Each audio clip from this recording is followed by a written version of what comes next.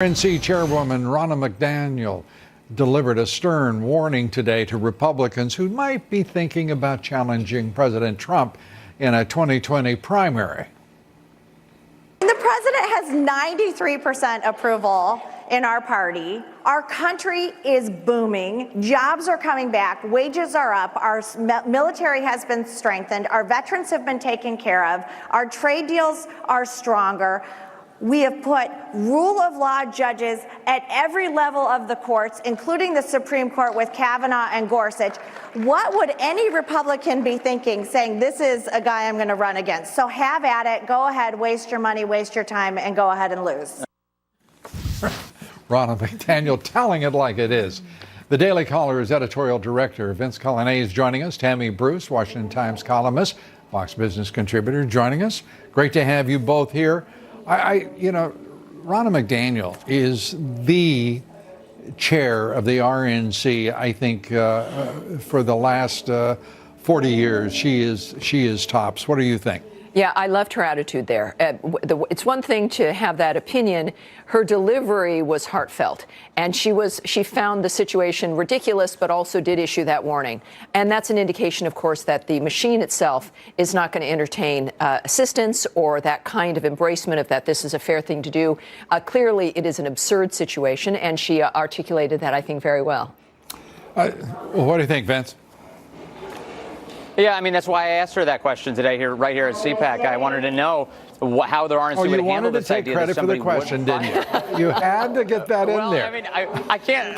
I had to. Thank you, Lou. Just wanted to get that in there. But the point was, I wanted to have this conversation with her about the primary challenges that are coming across the country. You've got John Kasich, you have Larry Hogan in Maryland. Okay, first of all, let me help you with that. Massachusetts. They're Republicans, the two names you just mentioned will not amount to a sniffle.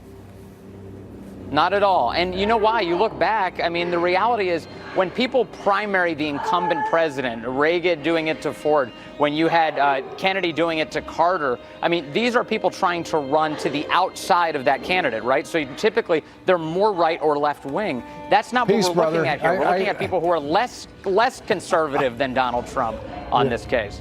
You're at CPAC. What is conservative and what isn't?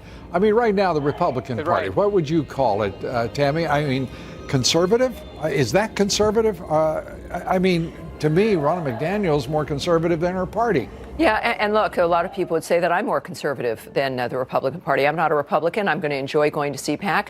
The great news, though, about this view of what conservatism is that it's about a point of view that allows great personal freedom. And the only thing that really allows that is the capitalistic system and a government that is small. So it's naturally lends itself to conservatism. Well, but see, this is what we have these arguments and these conversations. We've got a society that's suffocating. Because in point of fact, both the left and the right at the extremes have turned into the most authoritarian group. Orthodoxy is demanded from the left and right, Vince. So what are we to do in this country? We've got a $22 trillion national debt. We have got a president who is doing more than any president in modern history. And we have both parties, at least elements of both, attacking this president nonstop and carrying out a strategy of political persecution, whether it's from the Southern District of New York, a special counsel that should have never been formed, and the list goes on. It does. The list really does go on. And I think the last 2 months especially have been very bad for the Democratic Party. I mean, you look at the issue of abortion in both Virginia and New York, Governor Ralph Northam, in both the infanticide stuff and the race-related stuff. You look at the Jussie Smollett case, the race hoaxes, those types of things.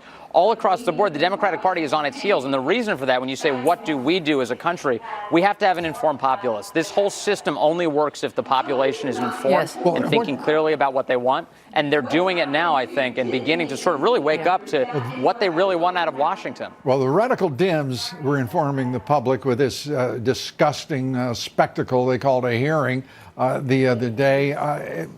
Your thoughts, Tammy Bruce, on what we witnessed there? It's appalling. And I think the American people are seeing it that way as well.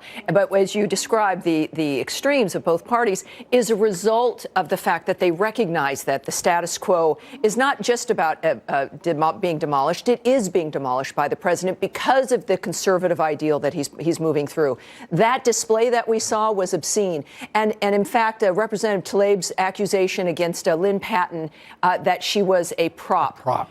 That was one of the most misogynistic things that I've heard in quite some time. People were talking about her calling Mark Meadows a racist. I think the more telling thing was for that woman to reduce that African-American woman to literally an inanimate object, removing her humanity. And that is what we've got to talk about here, about this, the bigotry that we are seeing that is moving through like from the radical Dems. Through the radical Democrats and perhaps even their leadership. That was one sign of it. Most especially and we their must bring leadership. It to Those people are on that committee because of Nancy Pelosi. That's correct. She gets full responsibility and for that. Tammy, great to see you. Thank you, Vince, sir. thank you so much. Appreciate it. Thank you both. Lou, thank you. Have fun at CPAC.